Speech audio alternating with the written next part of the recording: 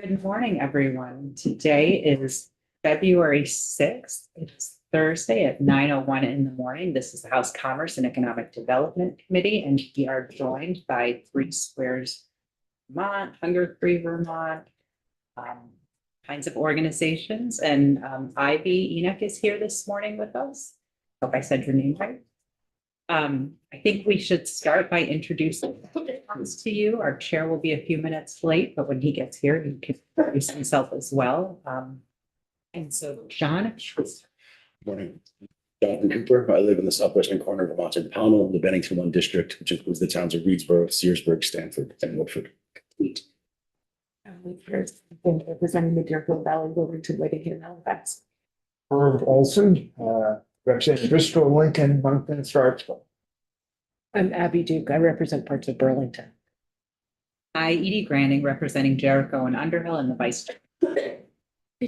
Kirk White, I represent Bethel, Rochester, Stockton, Hancock, and I'm the ranking. Michael Luton, Berry City.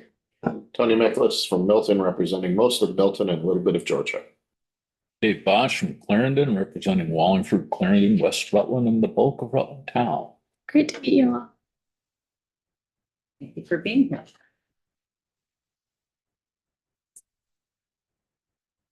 Well, thank you, Vice Chair and Ranking Member and committee members for the opportunity to testify today. My name is Ivy Enoch. As you all know, I live in Burlington and I'm the SNAP Policy and Training Lead at Hunger Free Vermont. And we are here with our partners and our neighbors for Three Squares Vermont Awareness Day to ask for your support on requests that together really move us closer to ending hunger in Vermont. And so I'll just go through those specific requests. The first is to please pass legislation to instruct the state to opt into the SNAP Restaurant Meals Program and appropriate $75,000 to cover restaurant startup costs and $100,000 for a staff position within DCF to administer the program. The second is to please support $500,000 in base funding to strengthen Vermont farms and food security by sustaining two proven programs run by NOFA Vermont. That's the Northeast Organic Farming Association of Vermont. And those two programs are Crop Cash Plus and Farm Share. The third is to please support the request for $5 million in base and one-time funding in the FY26 budget for the Vermont Food Bank to be prepared when disasters strike our neighbors in towns across the state, to purchase and distribute food and support the network of community-based food shelves and meal site. And finally, to please include an additional $2 million in base general funding for home-delivered meals for older and disabled Vermonters through the Meals on Wheels program, which is operated through the Vermont's Area Agencies on Aging, and include the option to draw down additional matching funds through the Global Commitment Investment. So the Federal Nutrition Program, known as SNAP, or the Supplemental Nutrition Assistance Program, is called Three Squares Vermont in our state. It's a program that used to be known as food stamps, so we're talking about the same program if we're using any of those names. It's intended to help people with low incomes buy the groceries they need to prevent hunger. The Three Squares Vermont program is administered by the Department for Children and Families Economic Services Division within the Agency of Human Services. We have heard and continue to hear many Three Squares Vermont participants refer to this program as a lifeline, and in many cases, the only reason they're able to afford groceries at all. And as someone who was raised by an extremely loving and hardworking single father, raising twin daughters, I might add, I know that the SNAP benefits my dad received was our entire grocery budget. So I know firsthand the power of SNAP to help families get by, to catch up, all while still experiencing the joy of a nourishing shared meal. So it's really true to say that I wouldn't be where I am today without SNAP. Eligibility for the program is determined by both the federal government and the state of Vermont. And in Vermont, people and families with incomes at or below 185% of the federal poverty level can qualify for the program. So for a family of four, this means monthly earnings of no more than $4,810 or annual earnings of about $57,000 a year. And I think it's important to add that this is actually only about half of what our Joint Fiscal Office calculates a family of four needs to earn to meet all of their basic needs in our state. And benefit levels for the program are scaled based on income and monthly expenses. So not everyone is getting the exact same benefit amount every month.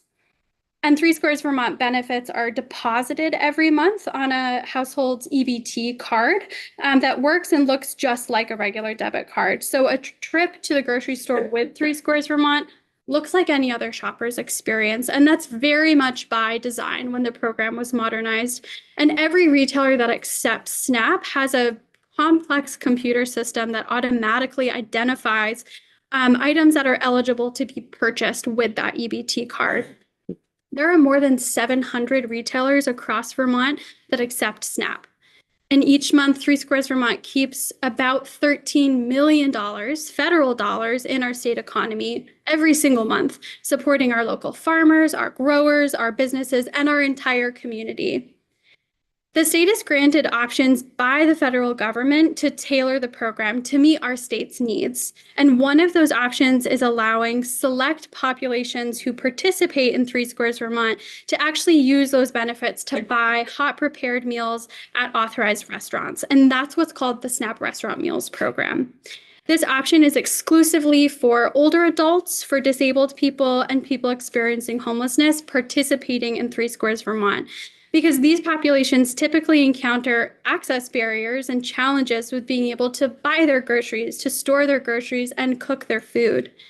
And so in expanding the use of Three Squares Vermont benefits to include restaurants, we can increase food security among these vulnerable populations by giving these select Three Squares Vermont households the choice, the option to purchase a hot, nourishing meal. In our state, about 65,000 people, or nearly 40,000 households, receive Three Squares Vermont. And more than half of those folks are older adults or children. While Three Squares Vermont effectively reaches the most low-income folks in our state, we know that the program only reaches about 40% of those who are potentially eligible based on census income data. And there are a number of reasons for this discrepancy, including additional eligibility requirements beyond just the income requirement, but as well as the complicated and time-intensive application process, the stigma and shame that many associate with applying for government food assistance generally, even if you are eligible. And we see an even greater gap between the number of Vermonters reached by Three Squares Vermont and the number of folks who are at risk of hunger. And in 2022, UVM researchers found that 2 in 5 people in Vermont were at risk of hunger over the past year. USDA research indicates that food insecurity is still increasing nationwide year over year. And since the end of pandemic government support, food insecurity is rising every year. And we know that 4.5 million more households are food insecure in the US than in 2021. Three Squares Vermont is our most effective anti-hunger program. And at the same time, it does not reach many Vermonters at risk of hunger. For one reason, the cutoff for SNAP income eligibility is so low that many people, especially in a high cost of living state like Vermont, are at risk of hunger but not eligible for the program. And so Three Squares Vermont is just one part of the safety net program. It can't meet the need on its own, and it's really not designed to do that. So the message we really want to convey today is that together we can work to ensure that everyone in Vermont at all times has the food they need to thrive. And legislators have a critical role to play in making policy decisions that ensure food security for all. And there are policy choices in front of you this year that can move us forward together to ensure food security for all. Thank you so much for your time. Any questions? Go ahead. You might want to do her first because it may take a while. Go ahead. Kurt. I just have a very specific question.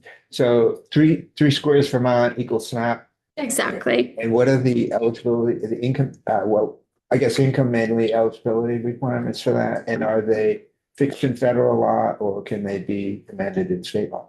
That's a great question. So there is, this is one area where there is a federal law, but states are also given the choice to adjust the income requirement. So the federal requirement, income requirement is 130% of the federal poverty line.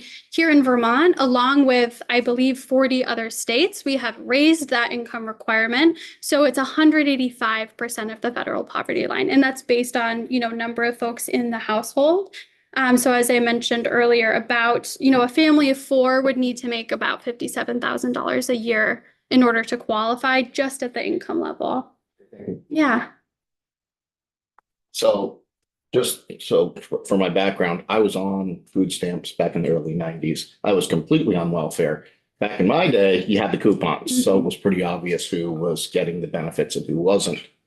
2 issues of concern I have is, one, food education. I remember those days, people like us, I was living in the housing projects, were buying chips, they were buying a lot of junk food.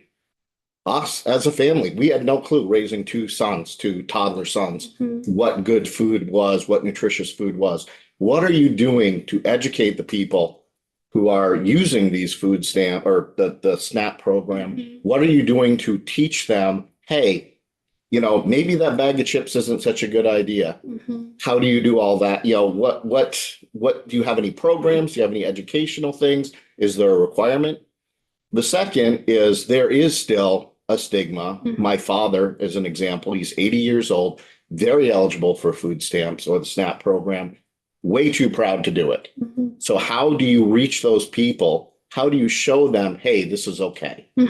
Yeah, thank you for both of those questions. And thanks for sharing your own experience too.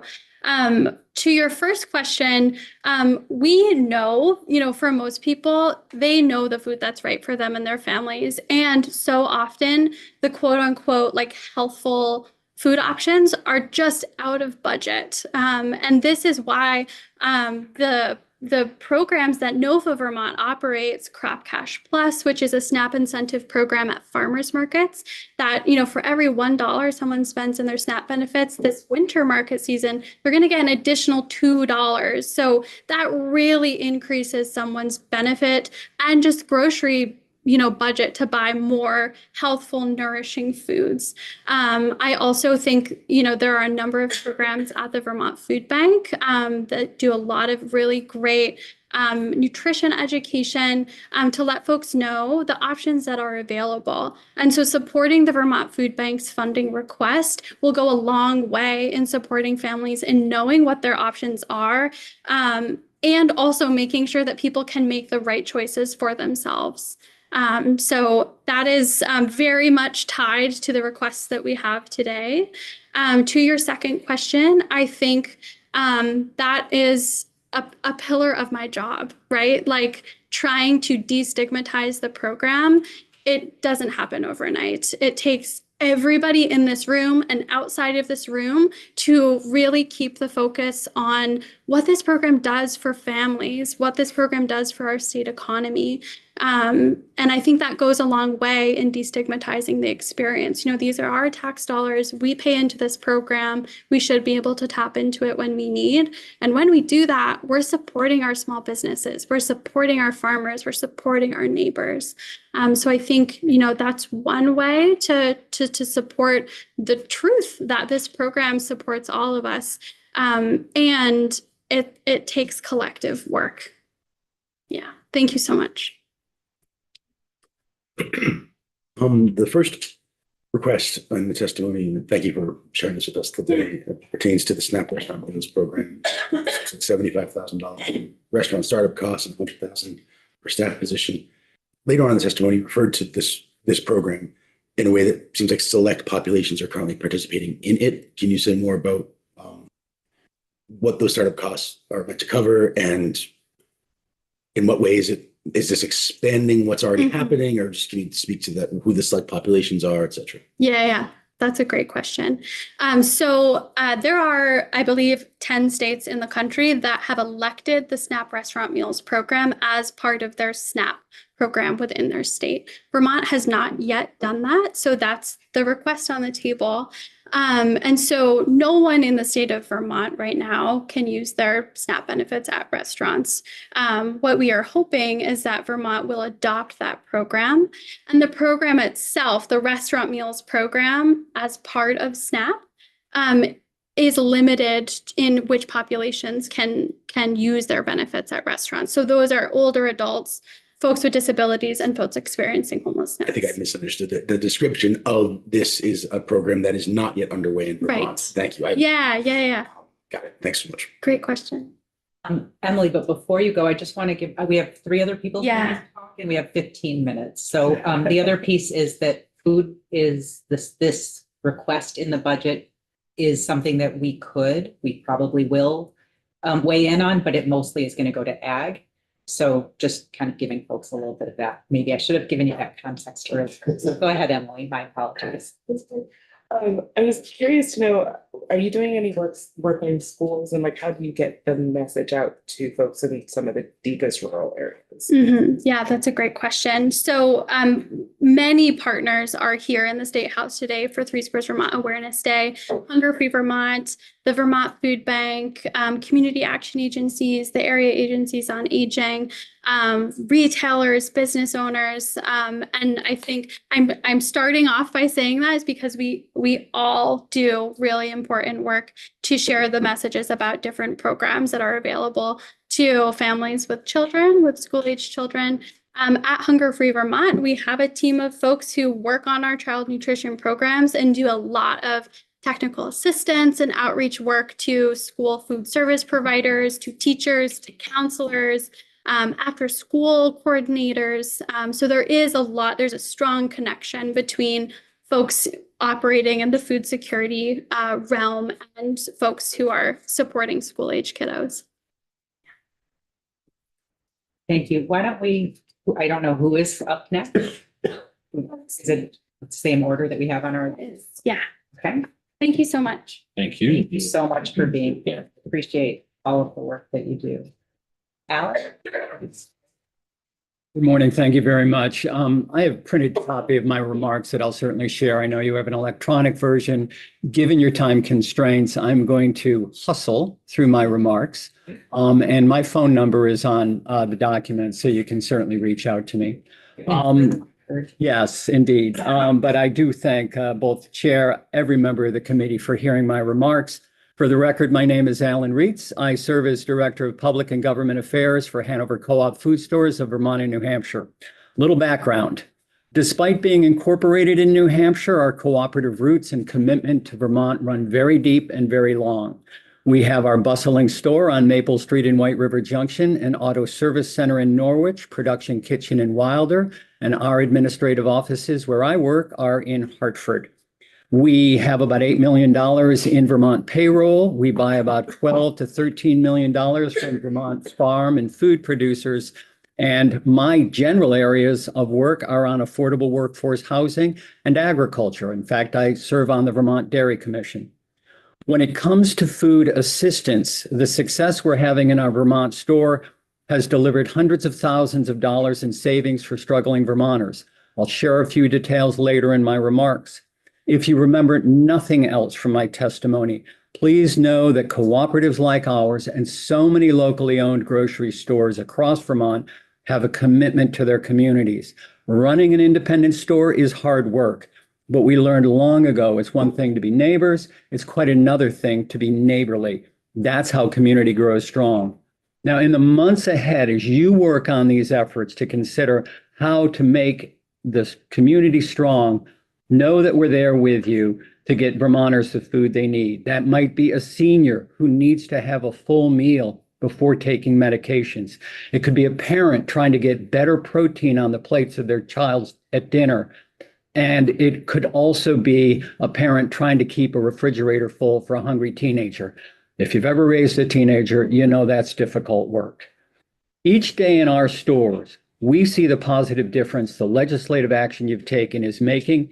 And I want you to know that that idea, the restaurant meals program, is very exciting to us. It is a proven thing that we've seen during the Everyone Eats campaign, and it allows those businesses, those restaurants who want to take part and chip in to have a means of doing so. Now, even though hunger and the need for assistance is on the increase, we are making a difference, reducing pain, filling plates, and making it a bit easier on growing teenagers. I want to tell you just quickly about one means we're doing that as your partners in the community. At Hanover Co-op and at cooperatives around the state like Hunger Mountain, City Market, Brattleboro, Middlebury, and others, anyone enrolled in Three Squares Vermont on SNAP can also participate in what we call our Food for All program. So someone who has a need comes in and they very discreetly, or they get 10% more off their food dollar on anything that qualifies for SNAP. And for those residents who do not qualify for one of these needs-based programs, we still enroll them if they have a letter from a community service organization.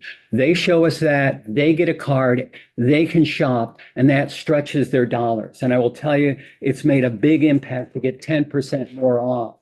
In the case of our White River Junction store and all our stores combined, we've stretched the dollars of those shoppers in need by over $350,000 in the last 8 years alone.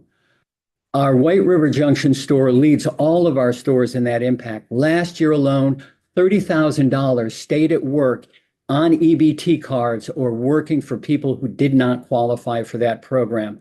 We know that's money coming out of our bottom line, but it's food that's going into refrigerators and pantries. So there are more independent grocers who want to be involved in this program of accepting EBTs. Just yesterday, I spoke to the owner of Brownsville Butcher and Pantry. She said, 2025 is the year I want to get our store into this program. I said, when you're ready, come up to our store and I will put you in touch with our teams and they'll show you the ins and outs. And just in case anyone thinks that food co-ops like ours are too niche, stop by, I'll give you a tour. We've got the products that clearly, if somebody's saving over $300,000, a group of people, that's 10% of their total bill. That's a lot of money that, $3 million in terms of stretching dollars. So in the end, I'd just like to wrap up and say, it's like two trees standing together in an open field. They stand stronger together than a single tree can apart. So we all know that January's cold temperatures have turned into February's dwindling wood piles and depleted oil tanks. When it comes to food, we stand ready. We're out there doing whatever we can. And I would just say that when it comes to discreetly identifying healthful products, come through our stores, you'll see WIC SNAP cards on any product that qualifies so we can help quickly guide people through the store. And we also run other educational programs. Thank you so much. My comments do have some of those numbers and I will share those. Thank you so much. For You're welcome. Thank you. To the secretary, maybe we'll pass those down. Okay, very good. Or do you ribbons?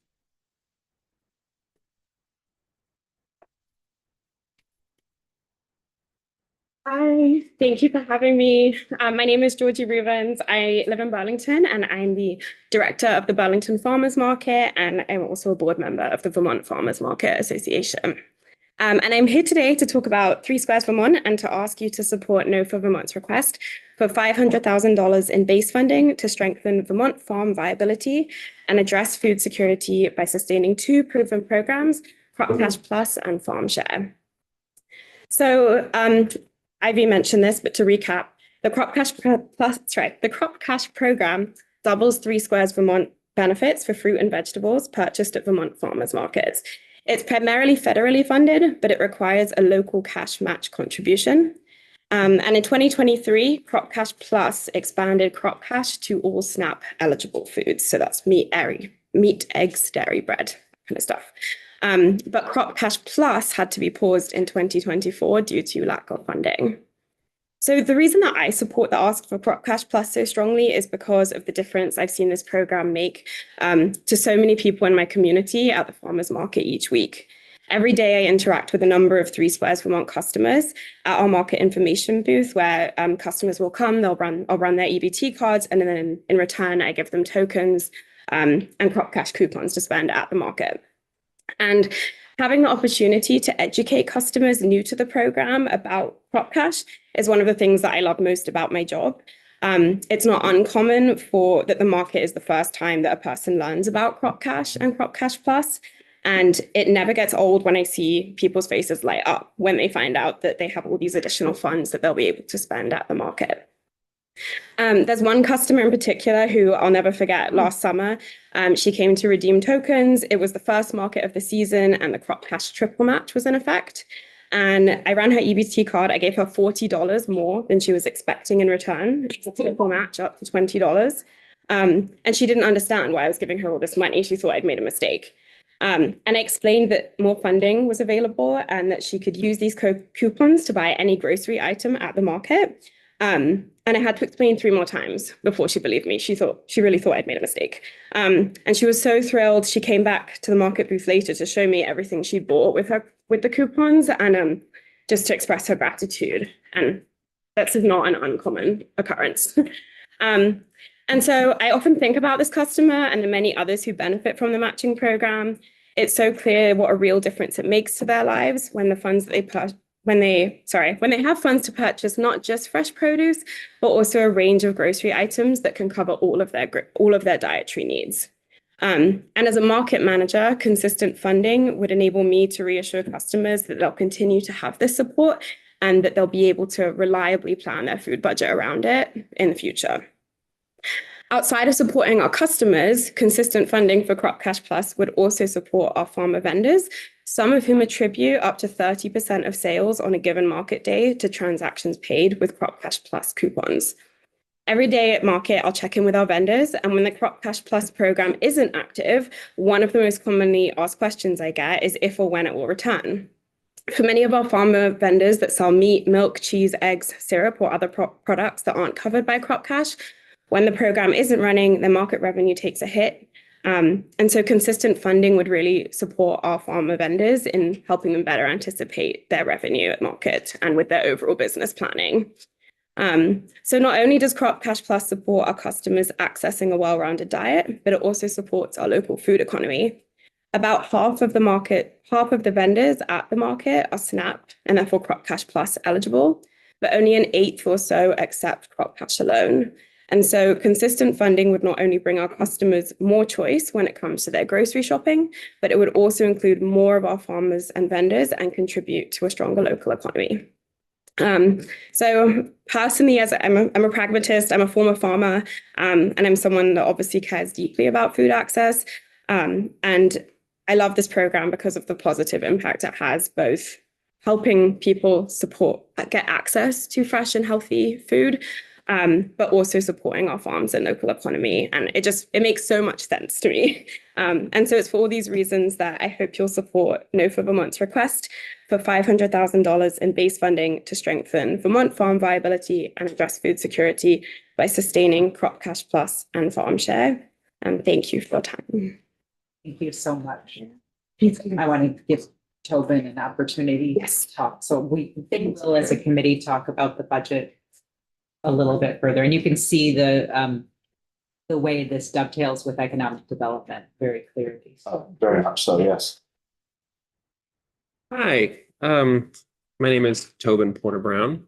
I live in Craftsbury, Vermont, and I'm the owner of Front Seat Coffee in Hardwick, Vermont. We're a coffee shop, bakery, but we have a full breakfast and lunch offerings. Front Seat Coffee was founded in the summer of 2019. 8 months later, we had mostly shut down because of the COVID pandemic. However, with the support of the Vermont Everyone Eats program, we have been able to persist and have now seen our business continue to thrive. I should just say that for almost 2 years, Vermont Everyone Eats was about 20 to 30% of our monthly sales. So it really helped us continue, and now we're able to be profitable and have just expanded too. So through this program, we participated in both the community meals that were administered through the Center of Agricultural Economy, as well as the local board programs. This experience working with Vermont Everyone Eats gave us a lot of excitement and enthusiasm to support the restaurant meals program that's being proposed today. Our experience with Vermont Everyone Eats was that it was a huge success. It not only kept Front Seat Coffee alive through the darkest times of the pandemic, but it was also a huge community builder that benefited people that were food insecure, many of which are now our current customers. The restaurant industry is notoriously difficult and sees many multiple headwinds currently with variable ingredient costs, increasing labor costs, and very slim margins. The restaurant meals program would be a financial benefit to this struggling industry. One of the other surprising benefits of giving out these meals is that it was a huge community builder. The appreciation and joy that people had in receiving these meals ingratiated us with a lot of local goodwill. That appreciation and goodwill has made Front Seat Coffee a vital community hub for Hardwick. We found that many of these meal recipients eventually became regular customers. My experience with working with the Vermont Everyone Eats program gives me a lot of confidence that the restaurant meals program would be a win-win program that would be a huge benefit to our state. That's all I say. Thank you so much. We really appreciate everyone being here today for Green Squares Awareness Day and for sharing these programs. I know that we will be talking about this as a committee going forward. So thank you so much for your time this morning. Thank you. Thank you. My church in Fairfield is a distribution point for everyone. I can heartily, agree with your community building aspect of it. There was a lot of, a lot of great appreciation. And it really, I mean, there was a wide range of people that participated, and it really sort of it brought people out of their house and interacting. And really great. Thank you. Thank you very much. Yeah. Yes. Okay.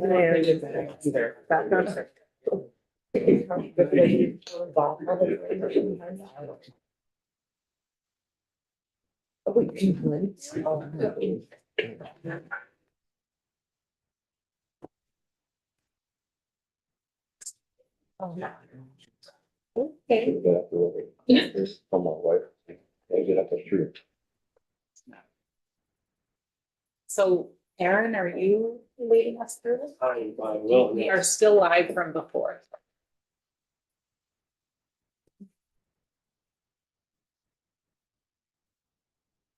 I just want to say, I really enjoyed your report. I thought it was really easy to follow. Yeah. Appreciate that with all of the information. Good, excellent. I wish I could take credit, although I was mostly there for moral support and guidance, but Ethan McLaughlin, one of our attorneys, was the primary author, so You did a great job. he can take all the credit for that. Would you like me to start, or do you need to change anything? Good morning, everyone. Aaron Ferentz, Deputy Commissioner for the Banking Division at the Department of Financial Regulation. Thank you for having me today to go over our crypto kiosk report. As you may know, that report was mandated by the newly passed legislation last session in Title 8, Section 2577. Just to sort of set the ground level, maybe, some of the terminology I may use might be confusing, even some of my comments, so please interrupt if you have any questions. You may not all be experienced with crypto kiosks or even cryptocurrencies in general, so let me know if you do have questions. When we were thinking about how to conduct the report, we decided that stakeholder engagement would be very valuable. So we sought public comments. That wasn't required, but we wanted to get the lay of the land. We got 13 submissions. AARP is in the room. They submitted a comment letter, the Attorney General's office, some banks, the Vermont Bankers Association, as well as 4 cryptocurrency operators, and then even 3 individuals provided us comments. The statute itself really focused on 3 areas for us to answer. The first is whether the requirements within Section 2577, coupled with federal law were sufficient to protect consumers from fraud, for us to make any additional recommendations to help in that vein, and then also to make recommendations for enhanced oversight to help stop illicit activity being conducted through these machines. Just a quick debrief on what the enhancements we enacted with Act 110 last year were. The first is that we imposed a strict transaction limit. So the $1,000 per day per customer was the amount of funds that someone could put into one of these machines. In addition, we added some fee limits. There were no fee limits prior. The bill introduced fee limits of the higher of $5 or 3% of the transaction value. And that was all inclusive. That included the markup on the sale of the crypto, as well as any sort of just administrative fee on the transaction. And the final component within that bill was a moratorium. So the moratorium forbade the licensure of any new crypto kiosks within Vermont for 1 year. But kiosks that were in operation, in our opinion, legally as of July 1st were grandfathered. When the law went into effect, there were 36 machines operating in Vermont. Subsequent to the law going into effect, we identified some issues with one of the companies that had 33 machines, and we had to ask them to leave the state, and they voluntarily surrendered their license and turned off their machines. So in effect, there's really only been those 3 legally operating machines in Vermont. And then to sort of take a bigger step back, we've always licensed this activity. You've had to have a money transmitter license to sell cryptocurrency in this way to Vermonters. And then we also had a registration requirement for the machines. The bill last year enhanced all of these requirements on these providers. Any questions on any of that? Okay. So why did we think these provisions were important? Mostly for fraud reasons. We were seeing lots of evidence nationwide and in Vermont that people were against their knowledge being directed and using these machines and reporting fraud losses. The Attorney General's Office comment letter reports that over the last 3 years, they've had 42 complaints involving cryptocurrency losses. Roughly 1/3 of those, or 14, involved directly kiosks themselves, which is a very high number. DFR has also received complaints, not to that respect.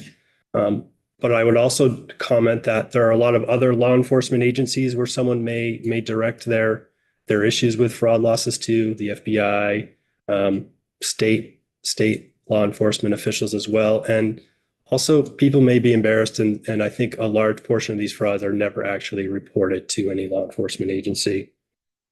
The first item are the new requirements in 2577 sufficient to protect customers from fraudulent activity. I think the moratorium, coupled with the actual lack of any machines, just having the 3 in Vermont, has been the biggest deterrent to fraud losses. Okay. I mean, it seems pretty simple. If you don't have the machines, you can't be directed to them to use them for illicit purposes. In the report, we outlined that we compared the call report data, which is these companies report their activity to us. The number of transactions went down from the second quarter before the moratorium to the third quarter after the moratorium by 96%, which is a very steep drop. But that people were still able to access crypto if they wanted, just through other means. So I looked at the third quarter data, and Vermonters still converted cash, but not physical cash. It was cash in their Venmo app or other entities like that, to the tune of about $30 million. So people can still access the market if they wish. It's just not having to use physical cash at one of these kiosks. Also, just wanted to point out that even with the moratorium going into effect, we received a number of inquiries about entities wanting to come into Vermont, either before the moratorium went into effect or quickly thereafter. It's one thing to indicate that, but you still have to go through the application process and provide us with all of that application material. None of those firms were able to make the deadline, unfortunately. In the report, we do point out that Attorney General Clark in her comment letter does wish for the moratorium to be extended until there are sufficient protections for Vermonters in that regard. The moratorium as written will expire as of June 30th of this year. The effectiveness of the $1,000 transaction limit. With only 3 machines, we don't have a lot of Vermont-specific data to really determine how effective it is. Though from conversations we've had with other state regulators and other research, we do think that it has been effective. It's much more difficult for someone to try and provide $10,000 in one of these cases. It takes a lot of time. Unfortunately, scammers have worked around some of these limits, and I'll talk about that in a minute. But it has been useful, and it is useful in terms of slowing down the speed at which you can be victimized. We make a few caveats in there. A lot of, a fraud loss under $1,000 would not be stopped by this limit. We have anecdotal evidence that scammers are aware of these limits, and they have either additional compromised accounts or counterfeit accounts, and they're directing folks to use those accounts. So it's not me, it's the app thinks I'm someone else who has already set up an account, and they're doing it that way. So it's not a foolproof situation, and we do have recommendations later on to help address with that. And finally, unfortunately, our legislation can't stop folks from being directed out of state. I just did a quick look. Brattleboro has 1 legal Vermont machine, but Keene, New Hampshire has 5 machines. Greenfield, Mass has 4 or 5 machines. There are websites which will report their map-based systems, and they'll tell you where these machines are. The scammers are aware of these websites, and they're able to tell you to go to XYZ and conduct the transactions that way. The crypto operators, they pointed out that one of the in their opinion, one of the issues with the $1,000 transaction limit is that it undermines the effectiveness of some federal protections that are out there. So these companies, just like any bank or credit union, have to abide by certain anti-money laundering rules and regulations. 2 of the important ones are something called the Currency Transaction Report, which is if anyone brings $10,000 or more into or out of one of these accounts or a bank, it needs to be reported to the IRS.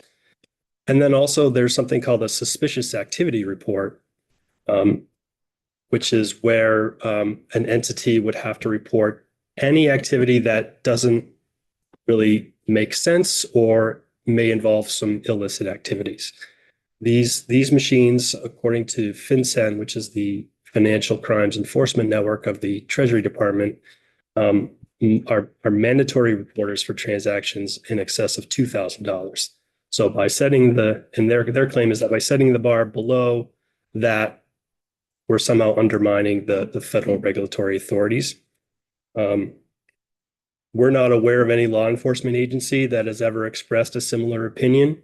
We do have anecdotal comments from law enforcement officers who share our concerns with these machines and their ability to be used for illicit activity. And in the report, we do highlight that we believe that protecting consumers from fraud is more important than these federal transaction limits. Any questions on any of that?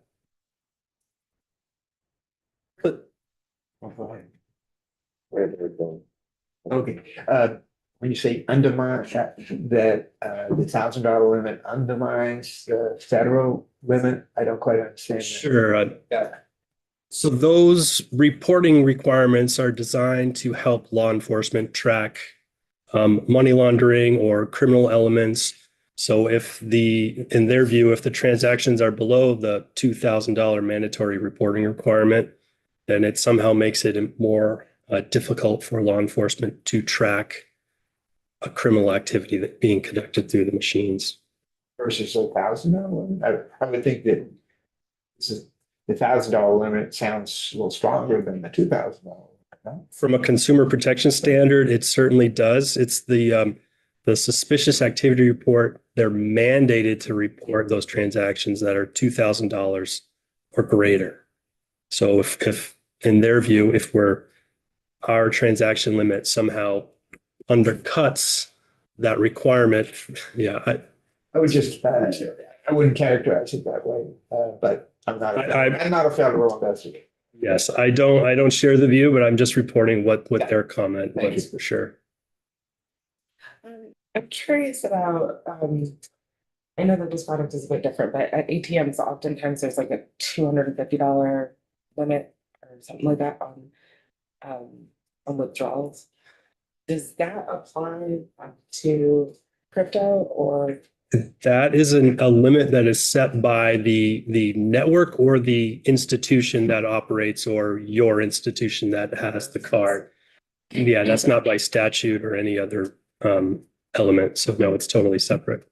And then just one other question, the $1,000 limit, is that for deposits and withdrawals, or is that? That would apply to in or out from the machine. I'm not aware of any machines in Vermont that allow you to redeem Bitcoin for cash, though I suppose that is something that could be available. All right. The effectiveness of the fee cap. Again, this was a measure that we were concerned about. We wanted to protect consumers. Through our data analysis pre this law, we are routinely seeing fees charged to consumers in excess of 30%, sometimes 40%, which really wasn't a great deal for consumers. We had originally requested the fee cap be set at 15%. That 15% number, I believe at the time, had also been enacted in the state of Connecticut. For reasons that were important to the committee last year, they thought that it should be much lower, and so now it's the $5 or 3%.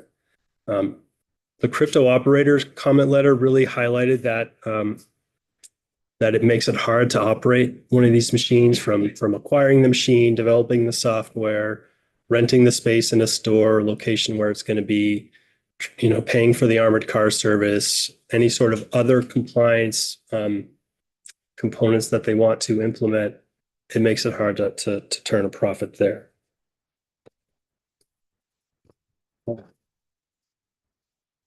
In the report, we sort of we acknowledge that makes it difficult, though we believe that these operators will do what's in their economic best interest, and as long as fraud losses are borne solely by individuals, there's no incentive for them to help address a lot of these fraud losses. And we do make some recommendations later on that I'll talk about to try and alleviate some of their concerns. Any questions on those three key areas? Okay. So we do have recommendations there in the report. We didn't really look at question 2 and 3 separately. We felt that the recommendations we wanted to make were essentially really a blend of both, so we just answered it as one. The first recommendation would be to add language which requires a full refund to any new consumer. So you would define a new consumer as someone who had not previously interacted with that machine, and these transactions would be their first transactions within 7 days. Okay. Additionally, we recommend fee refunds for folks who are not new customers. So at least there would be a partial reimbursement for folks who end up victimized by one of these machines. It would only be the fee amount, but at least it would be something. We would enact reporting timelines so that you have to report your loss or your victimization to a law enforcement agency or a regulatory authority. I'm assuming that would be DFR here. And that would help alleviate any false reporting or any people trying to game the system. We feel like this should apply to both unauthorized and authorized transactions. to alleviate the issue I talked about with scammers who may be getting around the transaction cap, we feel like there should be positive ID verification at the time I'm standing in front of the machine. They should not be allowed to then just stand there for 90 minutes while I'm being fed all of these other accounts and identities and still conducting transactions, which would violate the intent of the transaction limits elsewhere. Customer support would be very valuable. Live customer support. I think some of the firms, the more reputable ones, actually do offer that. I think that's important to mandate so that folks can call and identify what's going on and really get the help and assistance as needed. Mandatory live screening of older adults. Those folks that are 60 or older who may be more likely to become victimized by scams should be screened to help sort of root that out. That would be live screening conducted by the company to help alleviate those concerns. See, a recommendation would also be to mandatory live screening for anyone who conducts more than $5,000 of these transactions within any 10-day period. As you might expect, even within those transaction limits, you could be victimized for a long time. You've heard of romance scams where you think you're dating someone overseas and constantly being engaged to send money and funds. So this would help alleviate that particular situation. And then we make some other sort of administrative type recommendations so that if I conduct a transaction on a machine, I'm provided with a receipt that shows me the actual public wallet address where on the blockchain these funds reside. That's important for law enforcement to be able to research what happened and where it went. Other things in terms of the full name of the account owner. Some folks have reported that they didn't even know that the funds were for another individual until they got a receipt that said this was Joe Smith's account instead of Aaron Ferentz's account.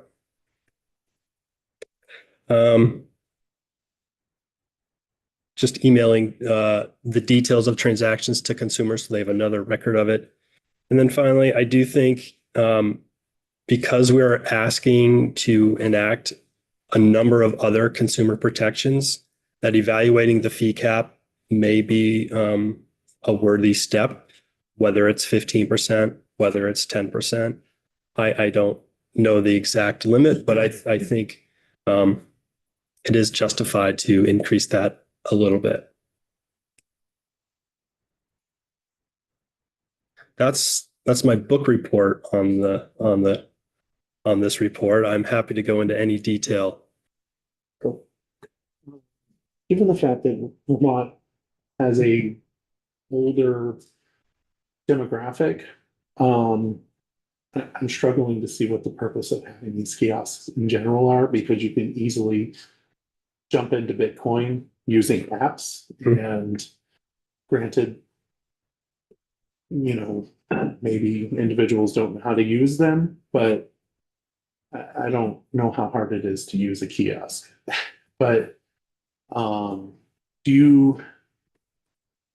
what would be the negative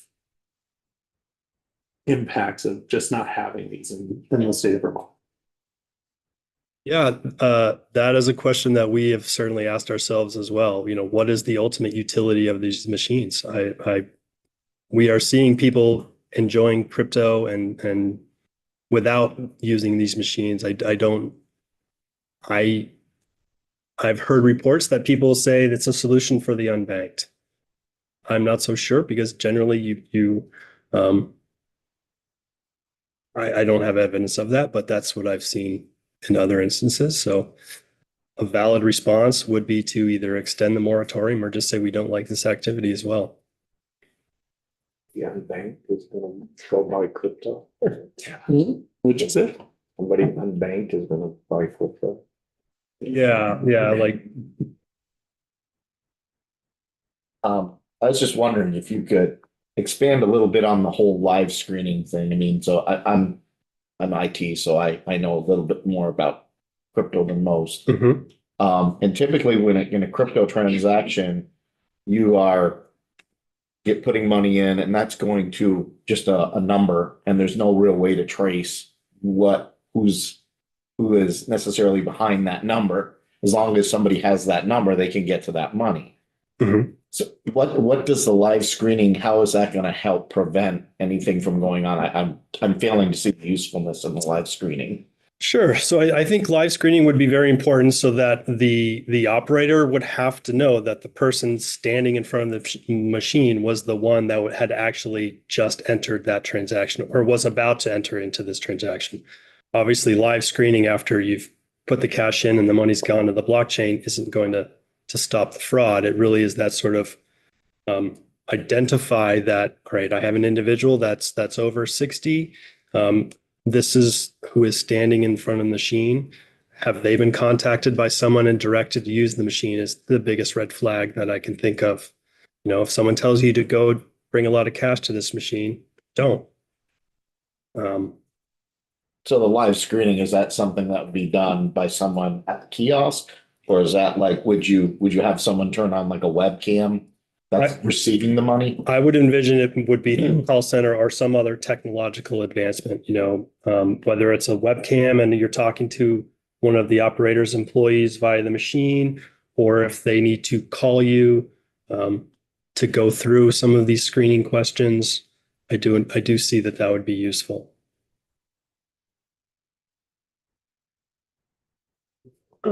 So where are these 3 kiosks in Vermont? That's number one. And number two is, did you talk to anybody who used them? We didn't get any comment letters from any individuals who said that they were frequent users.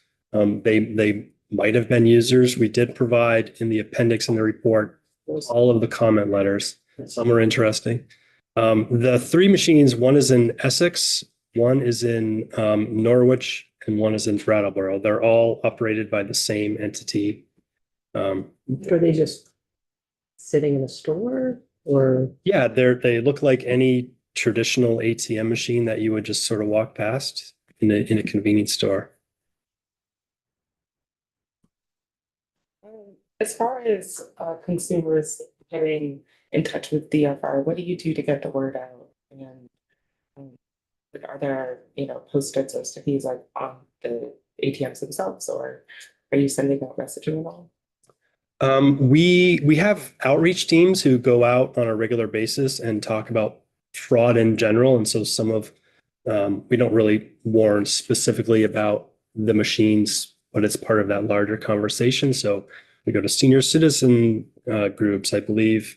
One of our deputies at our original meet and greet mentioned how they were going to a senior group to do fraud bingo that day.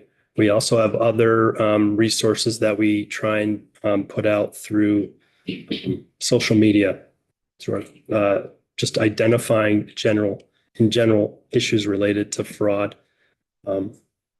I'd have to double check, but I believe there are requirements that we're recommending with the providing of the receipt and additional data, which would indicate that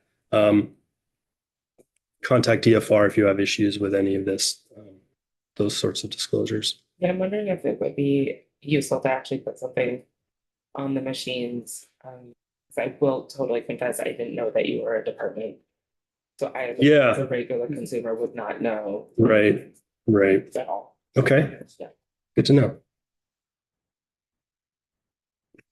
So very nice report, very good, very thorough. And I'm sort of focused in on one aspect of your recommendations, and that is full refund for customers who have been defrauded. Mm-hmm.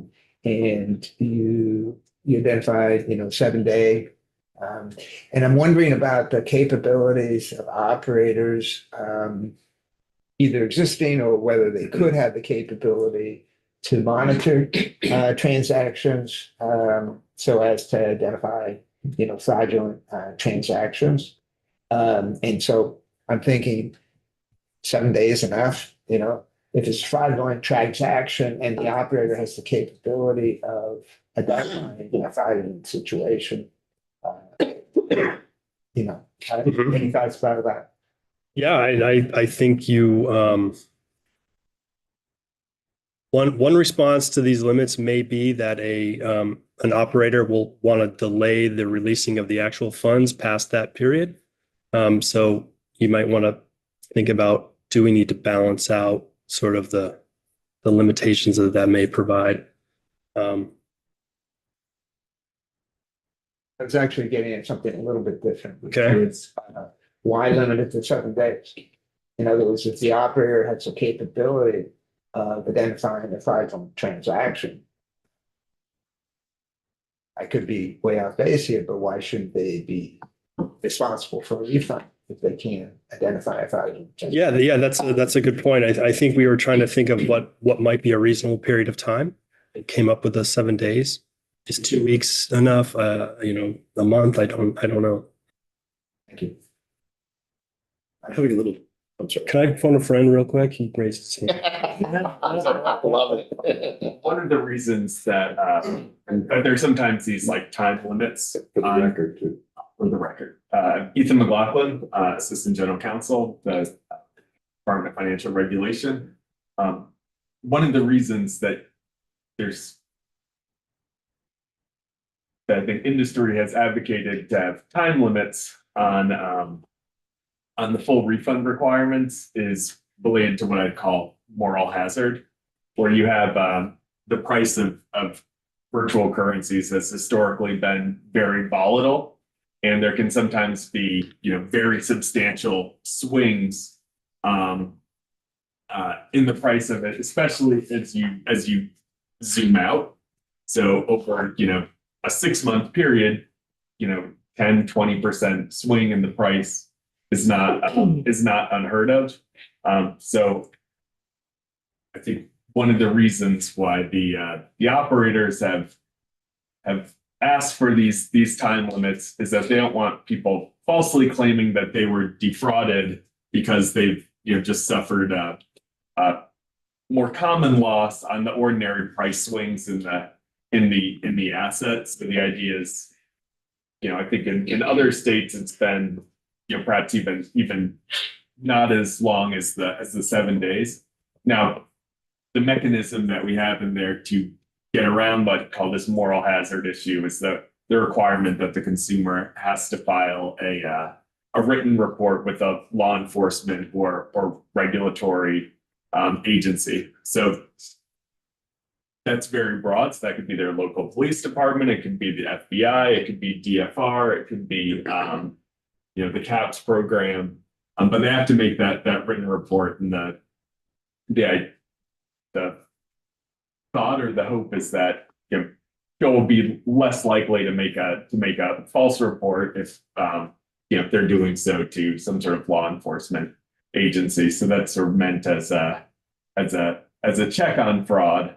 But at the same time, there's not a requirement in there that the agency or some court has to find that the customer was defrauded and a victim. So there's still some there's a balance in there. It's enough that they report it to trigger the refund requirement that does I think open up some potential fraud risk on the side of consumers potentially defrauding the companies trying to get illicit refunds. It's not something that we've heard about in practice. I think it's more of a theoretical possibility. But the truth is that oftentimes these scams are they're very difficult cases, right? Because, well, I shouldn't say they're difficult. It's very clear that there's a crime committed. But the scammer may be in Cambodia or halfway across the world. The crypto has gone through generally a series of wallets, and there's sort of expensive transactions. So to actually bring a case like that to trial against someone in a jurisdiction where they don't actually have the ability to arrest that person, I'd say a fraction of the actual criminal frauds actually result in a trial, where you get some sort of definitive pronouncement by a court. And that's especially the case when you're just talking about $10,000 loss for a consumer. So oftentimes, these things are related. Saw something, recently where, we had a potential victim in Vermont, but it looked like, the address that they were aggregating the proceeds from this scam in, received something like $100 million of crypto within a period of days, and that was never used outside of that. And a lot of the, wallets involved in it were used a single time. So that's probably more of an answer than you were looking for, but. I'm still sort of struggling with the utility of the kiosks, and sort of appreciate some of the appendices from Chris, the ARP, that expressed some concern. I would like to know a little bit more about the effectiveness of the in-person coaching or conversation that takes place in banks when these scams are similarly being perpetrated. As I recall, we heard that eventually you just have to let people have their money anyway.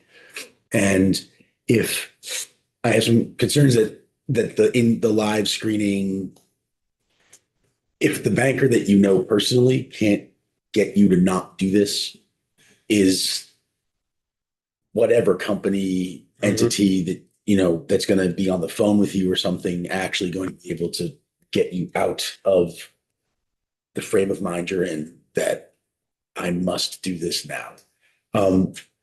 Chris, can I ask you, what is your success? What, broadly speaking, right now we have Aaron. Got it. All right. So I'll ask Chris if he wants to weigh in. Also Colin as well. Okay, your thoughts on, how do you feel about the utility of that live screening? Yeah, I do think it is valuable. I think banks and credit unions and their frontline staff are having these conversations when they are seeing things that just don't make sense to them. If they're having customers come in and they're sending a wire transfer to Timbuktu and it's outside of their normal pattern, they're going to ask those questions. That's what we're hoping can be input into this transaction is a one more step where someone has to say, does this make sense? Is this person actually who they say they are? Is this person being induced to do something that, if they really thought about it, they would not want to do?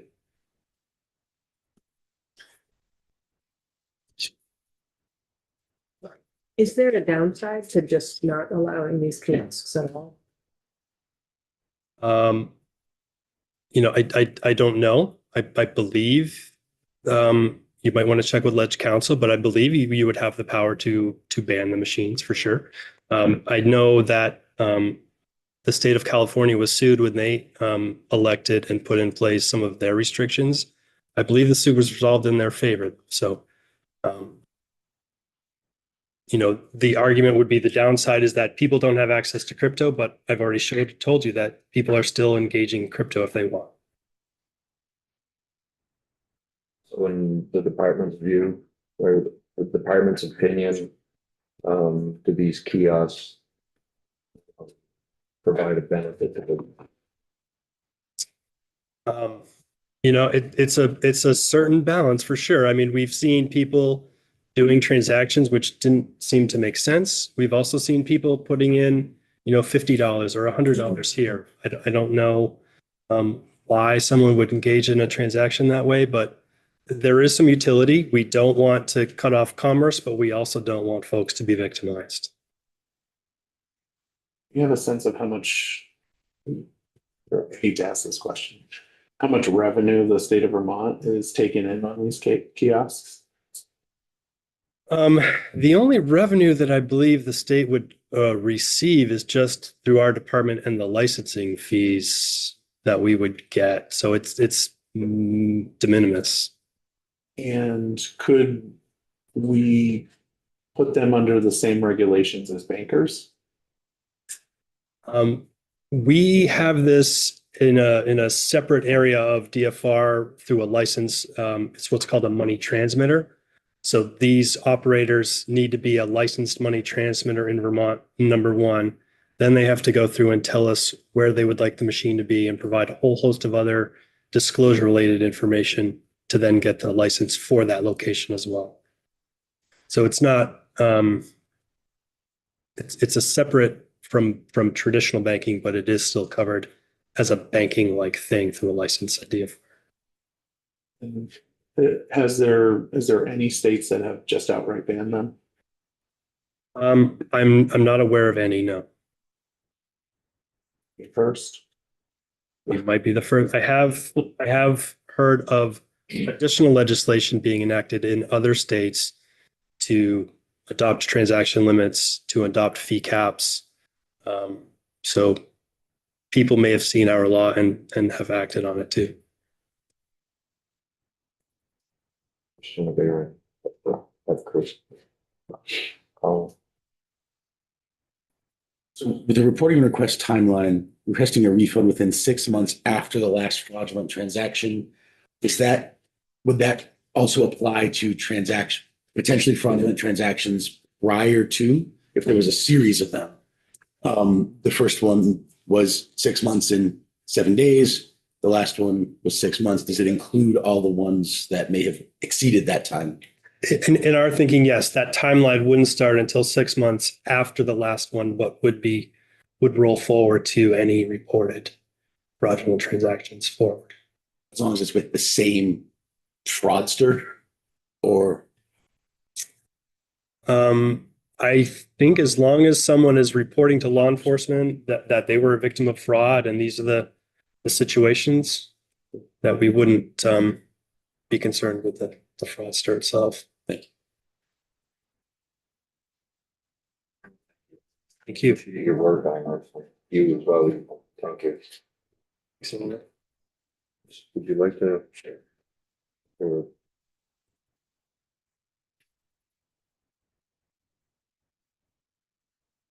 the record, Chris Delia, President, Vermont Bankers Association, and I'll give you a chance to finish asking your question. Thank you. So we heard about the potential for the recommendation to include some sort of on-site, in the moment counseling, which would be done remotely somehow. That seems to me to be perhaps less effective than something in person or with people that in at a traditional bank. For bankers, what have you seen in terms of the success rate of getting people to stop before they make things worse? Right. So I can't give you a number, if you will, or a percentage.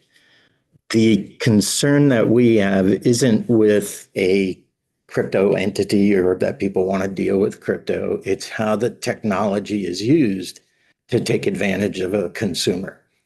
So for our institutions, frontline folks, fraud divisions, et cetera, there's continual training that occurs. There's continual updating of what the latest scams are that exist in the marketplace.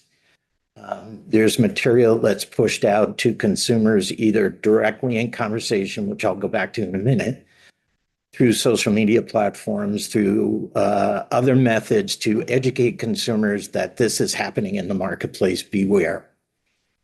So to have a conversation directly with the individual while you're standing in front of me can be extremely effective, but it is ultimately the mindset of the individual that's going to drive what happens in the end. An example that occurred down in Brattleboro was an individual got an email that looked like it was from his financial institution. Very easy to do these days. You can, pretend that you're somebody else. The email said there's a problem with your account. Go to the bank, take the money out, go to the crypto kiosk in Keene, one of the 5, I guess, and put the money in. It will route back to your bank account and that will correct the problem. And $9,000 later, the money was gone. Now, he did not, when he went to the institution, there was a conversation that occurred and has occurred with many other people but he was not willing to listen. An individual who says that I'm in this long distance relationship with a woman who's in the military, who has 2 kids. I want to take money out of my account and I'm going to wire it to her, even almost going as far as adopting the kids, was still of the belief that he was in this relationship. And then there's others that step back and say, oh my God, how could I have been so foolish that I would have fallen for this? So those conversations are very important. At the end of the day, it is your money. And if you want to take that money out of your account, you have every right to do so. That's where the challenge is. There are states that put holds on account for specific transactions. For example, our neighbors across the river in New Hampshire, I think it's a 15-day hold. So if you were to come in and say, I want to take $10,000 out, and the bank has the conversation and you're describing it as one of these likely scams that's out there. In New Hampshire, they have the ability to say, okay, we're going to hold that transaction, only that transaction, for 15 days. And think of it as a reflective period, perhaps a cooling off period, because maybe after that period of time, they come back in and say, oh yeah, how could I have fallen for this? Still having conversations with those folks. So it's one of that conversation is one of many tools that are used to try and talk people out of these circumstances that they fall for. I mean, could open it up and allow banks only to have it in their facilities or their crypto kiosks? Yeah. No, thank you. What I'm saying though is that if they wanted to say the law, do it to the bank. And that's what that would effectively do is they would be gone. Right, but it provides that, if there was a bank that wanted to do that, it would provide that on-staff individual that could prevent it and still technically allow them, which would, avoid a lawsuit. Yeah. So, right. There are banks across the country that are looking at crypto and trying to figure out whether they want to get into this world or not, kiosk or no kiosk. It's a pretty big step. And when you're looking at this, and what are all the rules and regulations and guardrails that go along with it? And to my knowledge, those conversations are not going on with my members here. What we are talking about here is we know that some of our customers are using crypto. And how does that factor into the work that we do? For example, if I create a trust for my kids and I have crypto assets and I put them in that trust and I die, and we have wealth management individuals and trust officers that now will work towards settling the estate. How do I deal with the crypto that's in that estate?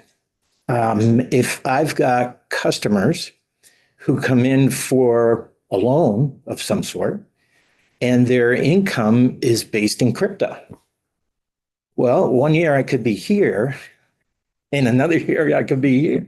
So we're trying to figure out how all of that plays in the market with our customers. But right now, I don't see our banks in Vermont moving in a direction of offering crypto services, kiosks, et cetera. I appreciate your creativity, though. It's not digging the kiosk. It does concern me. It should be, I mean, I get there's apps out there like Robinhood, but I think it's Robinhood where you can Coinbase. go into, well, Coinbase is also available for crypto, but I'm thinking like, should this be similar to doing a regular investment?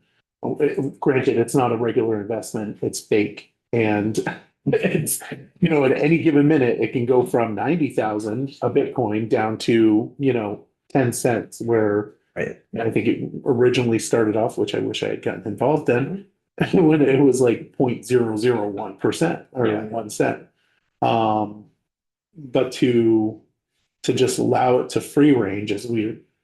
It just, I'd rather have it in a more stable institution than, your local five and dime, or not five and dime, but 7-Eleven or something.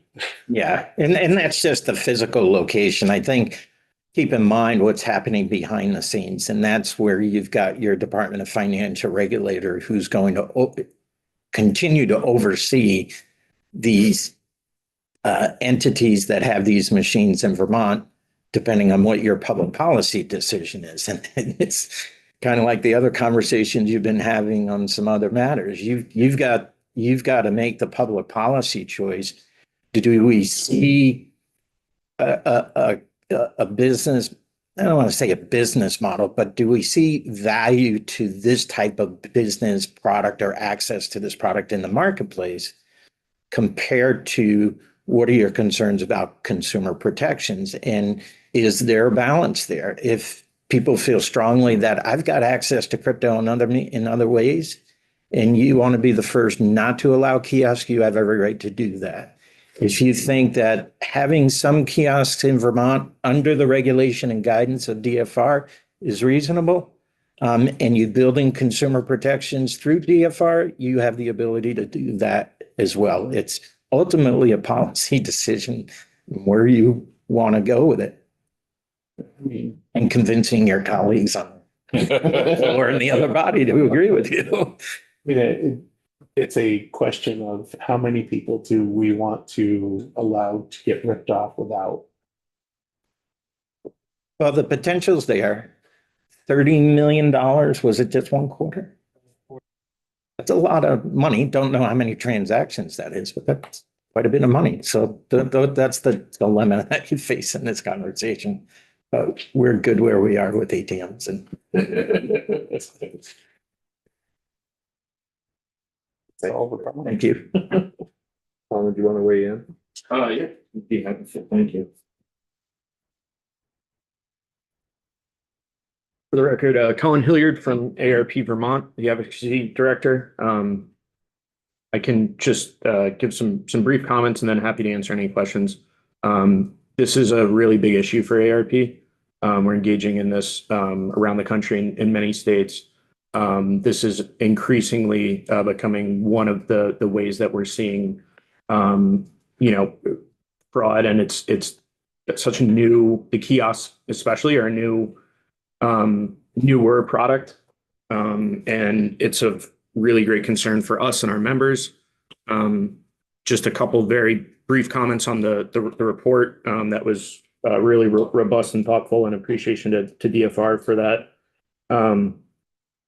Our kind of main two comments would just be, we would caution about any for the mandatory screening of setting in a particular age limit on at what age that would happen. Fraud's something that can and does happen to everyone. And so to say, at a specific age that screening should be engaged in, the recommendation for, customers that engage in more than $5,000 would have the screening. That's something that for everyone that we could support. And just also wanted to note on the full refund period, our recommendation is for 30 days for that. We see that, a lot of times when a lot of folks that are targeted with these scams are a lot of times victims recently or I shouldn't say victims, but they've had a traumatic event in their life recently, maybe the death of a partner. Isolation is particularly indicative of some correlation there to being more susceptible to a big scam. And so it can take some time for the individual maybe to realize really what has happened. And so having that additional time for that person and maybe folks in their life to haven't checked in on them in a while, that extra time, that 30 days can be really important. Happy to answer any more questions. ARP also has a fraud watch hotline number, 1-800 number. We advertise that pretty well to our members and are increasingly trying to do as much education as we can on that. And would be happy to connect the members of the committee with our folks that do that work. I believe it's in partnership with the GA's office or I believe in Colorado. That's a partnership that we do, and could talk more about, you know, how those hotlines work and how successful they are. Thanks for calling. Thank you. I have a quick question, Colin. Do you see any utility to these kiosks? I will say that our members are very concerned with the fraud that these posed. I haven't heard anything from our members that they find them useful. Thank you. Thank you. So I guess, yeah, I have a bill that's drafted by the only company that's remaining in Vermont right now.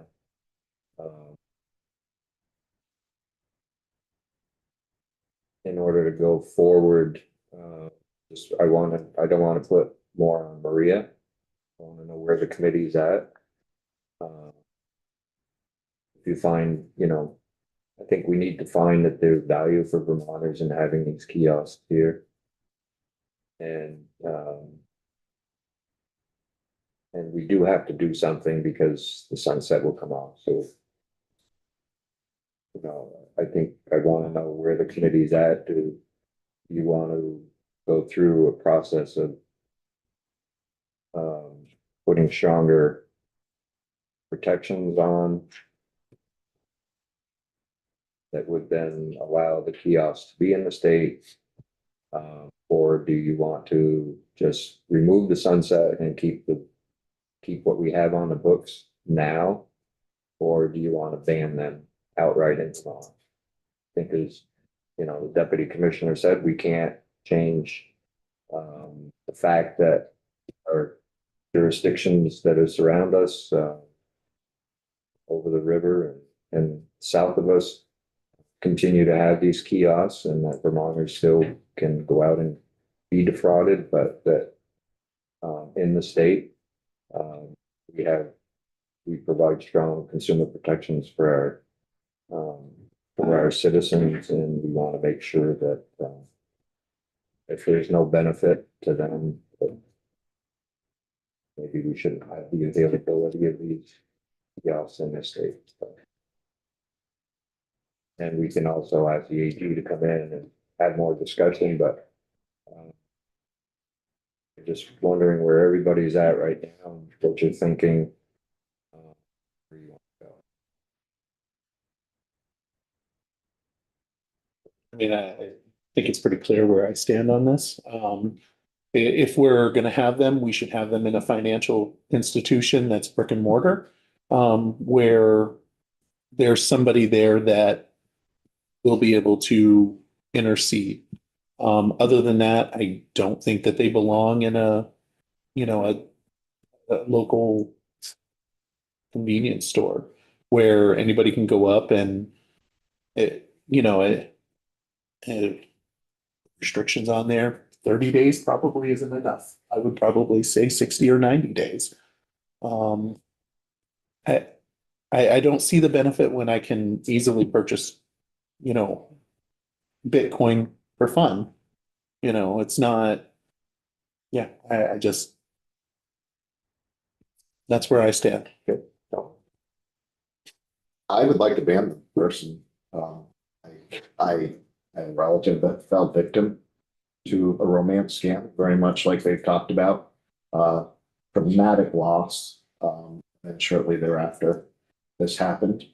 I have a Coinbase account, and the app is free. It's very easy. If I wanted to send or receive crypto, no big deal.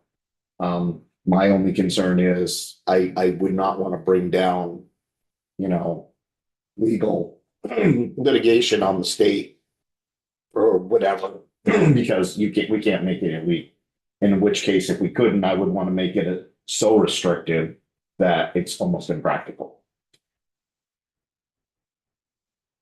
I want to make sure, being somewhat slow, that I understand the $30 million in the fourth quarter alone, was that the actual amount of cash used in these kiosks, or was that just crypto coin in general? That was people using, just buying crypto with cash, but it was, cash in their Coinbase account or cash in their Venmo account or. So it was pretty much all sources. It wasn't.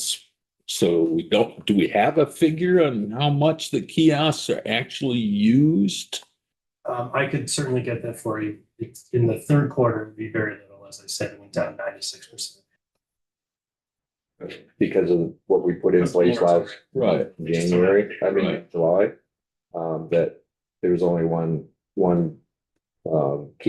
crypto business that stayed in Vermont. And they only had 3 kiosks. I was really distressed by the Los Angeles County Sheriff's description of how cryptocurrency, how these kiosks are being used. And the extent, but I was heartened by the extent to which the dramatic drop that their intervention had sort of brought about. If we ban them outright in Vermont, then we aren't doing anything in some ways for consumer protection. It may just seem like they don't have them here. I wonder if having what DFR suggested be implemented means that it is here in a way that protects consumers. If those 3 are not here in the state, then everybody's going to other states to do this. I would hope that, and it seems like the New Hampshire 15-day hold isn't that doesn't apply to this kind of transaction as much as I would like it to do.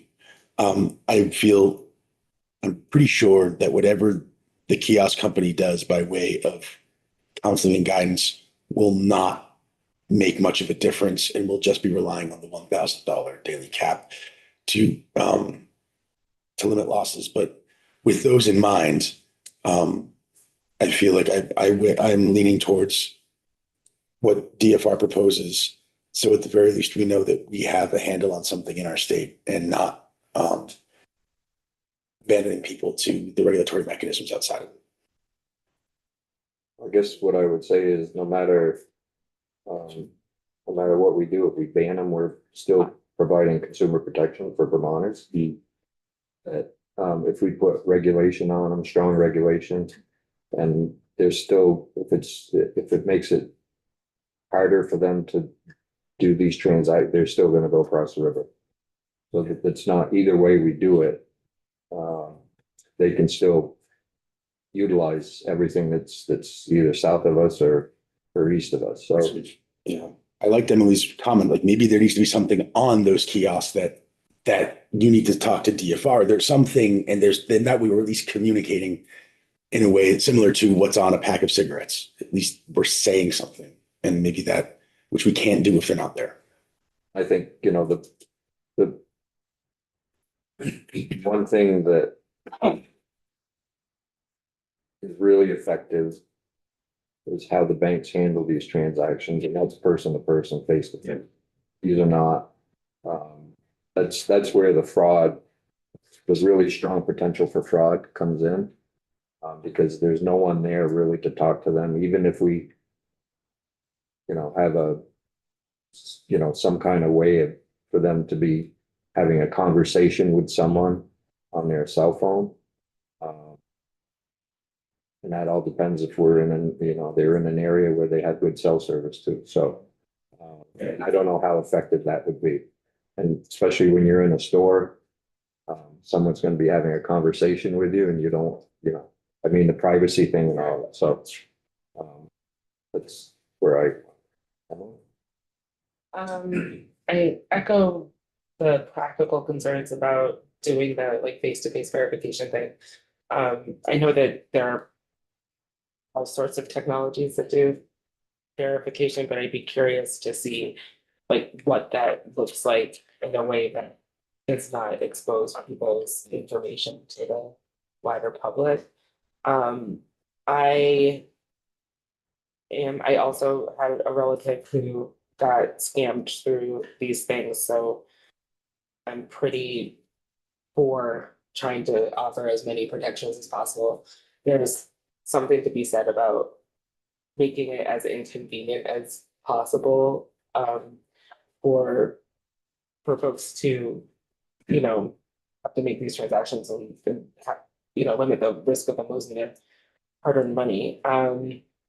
There is something to be said, I guess, in my mind about having people have to go all the way to another state. At least that offers like an additional cool off period to maybe think during the drive. So yeah, I'm pretty for banning them also because there are not that many here to begin with, and they're not. I don't really see the full utility if you have access to crypto in various other ways. The one thing I would say, just for the record, is I would love to see a way for DFR to get their reporting information out as much as possible, so that whether they're on the ATMs or not, because people are getting access to these products elsewhere, it would be great to know that folks had kind of another line of recourse that was well known. To me, the transaction seems to be inherently susceptible to fraud. You know, I don't know how you get around that. You know, you got the out of state, you know, across the river and all that, but I just don't see the utility. The only pause they would have is if the Attorney General or someone said, hey, you're gonna get sued, it's gonna cost you a lot of money. And I don't think we have a good handle on that. Kind of down, but you know, she's the one that would be able to say something like that. If we do have to regulate them, if we do think we need to authorize them, then I think they should be quite regulated for consumer protection, including making the operator really responsible for fraudulent activity. So it seems like a lot of effort and need to regulate for something that doesn't seem to have a whole lot of usefulness. So I don't see why, I sort of think we just shouldn't have them. You know, through the report, through the testimony, I was looking for benefits I could actually to having these kiosks, and I just didn't see them, or ways, you know, there's other ways to transfer money into crypto. You know, I was struck by testimony from one of the bankers who said they had never talked to somebody who used one of these who wasn't for a fraudulent activity. So you know, that's where I stand. I mean, I had the benefit of being here last year when this came up, and I mean, I agree. I see a huge potential for abuse, as Herb said. I mean, it's sort of built into the system.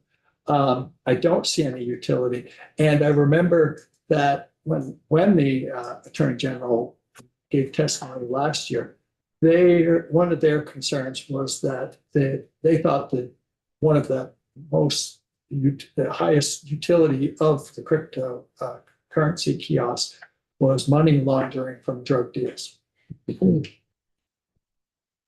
And so I would, even just based on that, I'm good with banning.